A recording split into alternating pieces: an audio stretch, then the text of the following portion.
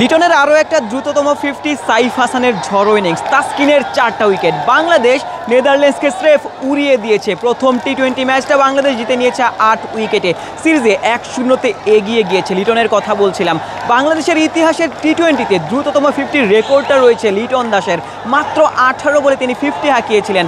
Top 5 যেই fastest 50 record, সেই রেকর্ডে লিটনের নাম রয়েছে 3বার। লিটন 18 বলে 50-র পাশাপাশি 21 বলে 50 হাঁকিয়েছেন, 24 বলে 50 হাঁকিয়েছেন। আজকের ম্যাচে নেদারল্যান্ডসের বিপক্ষে আরও একটা দ্রুতগতির 50, 26 বলে তিনি 50 হাঁকিয়েছেন। বাংলাদেশকে ম্যাচ জিতেই মাঠ ছেড়েছেন লিটন দাস, বাংলাদেশ ক্যাপ্টেন হিসেবে তার দারুণ একটা ছন্দ কিন্তু বজায় রয়েছে।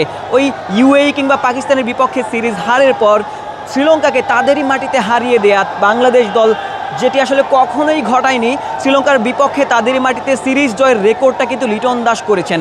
এরপর পাকিস্তানের বিপক্ষে ঘরের মাটিতে 2-1 সিরিজ জিতে নিয়েছিল লিটনের দল, এবং সেই ধারাবাহিকতায় আরও একবার বজায় রয়েছে সিলেটের মাটিতে। প্রথম ম্যাচটা যখন বাংলাদেশ জিতে নিয়েছে 1-0-তে, এই সিরিজেও লিটনের দল এগিয়ে গিয়েছে এবং 3-0-তে সিরিজটা হোয়াইট ওয়াশ করতে চাইবে নেদারল্যান্ডসকে। এশিয়া কাপের আগে যে সিরিজটিকে প্রস্তুতিমূলক সিরিজ হিসেবে বিবেচনা করছে টিম বাংলাদেশ, এবং প্রস্তুতিটা দারুণ নিচ্ছে বাংলাদেশ দলের ক্রিকেটাররা। তাসকিনের কথা বলতে হয়, 4টা উইকেট নিয়েছেন। হয়তোবা তিনি খানিকটা আক্ষেপ করতে পারেন, কারণ এর আগে টি-20তে কখনোই তিনি ফাইফারের দেখা পাননি। Gold's Gym across 30+ countries with over 700+ locations worldwide. Train anywhere, belong everywhere. আজকের ম্যাচেও সেটি হয়নি, তবে 4টা উইকেট যখন নিয়েছেন তিনি, তার ওই ইকোনমি রেটটা 6-এর আশেপাশে ছিল, তখন তাকে আসলে কৃতিত্বটা দিতে হয়। তাসকিনের বোলিং তোপেই কিন্তু আসলে নেদারল্যান্ডস খুবই কম রানে আসলে গুটিয়ে গিয়েছিল। সহজ একটা লক্ষ্যমাত্রা পেয়েছিল টিম টাইগার্স, এবং সেই লক্ষ্যমাত্রাটা আরও সহজ হয়ে গিয়েছে তানজিদ তামিম কিংবা লিটন দাসের ব্যাটিংয়ের কল্যাণে। সাইফ হাসানকেও কৃতিত্ব দিতে হয়। লম্বা সময় পর, প্রায় 2 বছর পর তিনি দলে ফিরেছেন। সেখানটাতে ঝড়ো একটা ইনিংস খেলেছেন, প্রায় 200 স্ট্রাইক রেটে, 180-র বেশি স্ট্রাইক রেটে 36 কিংবা 37 রান করেছেন সাইফ হাসান।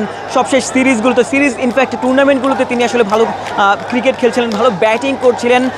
সাইফ হাসান ওই গ্লোবাল টি-20 থেকে শুরু করে বিপিএল কিংবা এ দলের হয়ে অস্ট্রেলিয়া সফর, সব জায়গায় আসলে ভালো ক্রিকেট খেলেই জাতীয় দলে ঢুকেছিলেন, এবং যখন 15 জনের স্কোয়াডে তিনি ঢুকতে পেরেছিলেন, তখন প্রথম ম্যাচটাই কিন্তু তিনি খেলেছেন, এবং সেখানেই তিনি প্রমাণ করেছেন কেন তার উপর আসলে নির্বাচকরা আরও একবার ভরসা করেছে। সেই ভরসার প্রতিদানটা সাইফ হাসান দিয়েছেন। লিটন সাইফদের কল্যাণে কিন্তু বাংলাদেশ এই ম্যাচটা 8 উইকেটের বড় ব্যবধানে জিতে নিয়েছে, নেদারল্যান্ডসকে স্রেফ উড়িয়ে দিয়েছে। লিটনের কথা আরও একবার তার কাছে ফিরে যেতে চাই। যখন বাংলাদেশ এশিয়া কাপে যাচ্ছে, তখন ক্যাপ্টেনকে সামনে থেকে নেতৃত্ব দিতে হবে।